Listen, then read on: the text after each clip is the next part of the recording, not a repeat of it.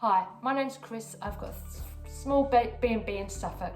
We were completely new to the business 3 years ago, and after the initial setup, I felt, right, how can I learn to market us?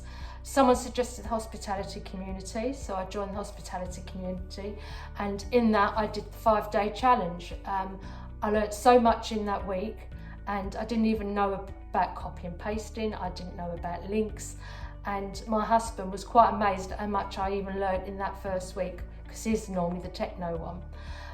Mark had the offer to join the Boostly Academy. I ummed and ahed, but I thought, well, it's an investment. We've got a business, you've got to invest in it. So I invested in it and I haven't looked back.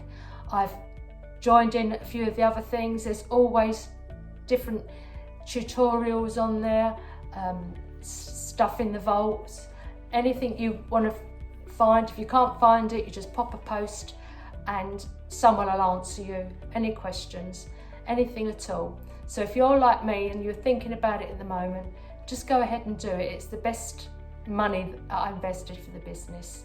So good luck.